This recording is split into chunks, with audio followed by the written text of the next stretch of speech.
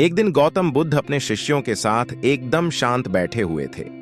उन्हें इस प्रकार बैठे हुए देख शिष्य चिंतित हुए कि कहीं वह अस्वस्थ तो नहीं है।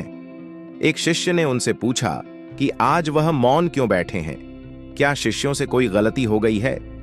इसी बीच एक अन्य शिष्य ने पूछा कि क्या वह अस्वस्थ हैं, पर बुद्ध मौन रहे।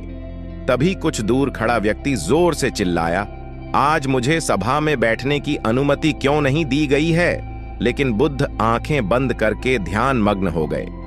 वह व्यक्ति फिर से चिल्लाया, मुझे प्रवेश की अनुमति क्यों नहीं मिली?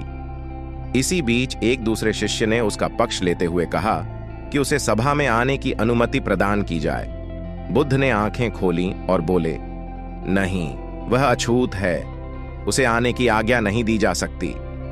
यह सुनकर शिष्यों को बड़ा आश्चर्य हुआ। बुद्ध उनके मन का भाव समझ गए और बोले, हां, वह अछूत है।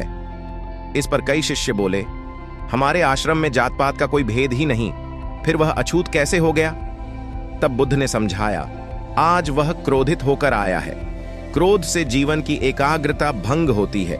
क्रोधी व्यक्ति प्राय मानसिक हिंसा कर बैठता है, इसलिए जब तक वह क्रोध में रहता है तब तक अछूत होता है। इसलिए उसे कुछ समय एकांत में खड़े रहना चाहिए।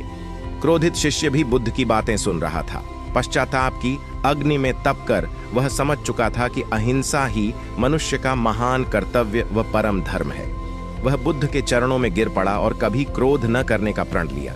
शिक्षा आशय यह है कि क्रोध के कारण व्यक्ति अनर्थ कर बैठता है और पश्चाताप उसे बाद में होता है, जिसका कोई लाभ नहीं मिलता। इसलिए हमें क्रोध नहीं करना चाहिए। असल मायने में क्रोधित व्यक्ति अछूत हो जाता है और उसे अकेला छोड़ देना चाहिए। क्रोध करने से तन, मन और धन तीनों की हानि होती है। क्रोध से ज्यादा हानिकारक कोई और वस्तु नहीं है। चलिए आज के लिए इतना ही, मिलते हैं अगली वीडियो में। धन्यवाद।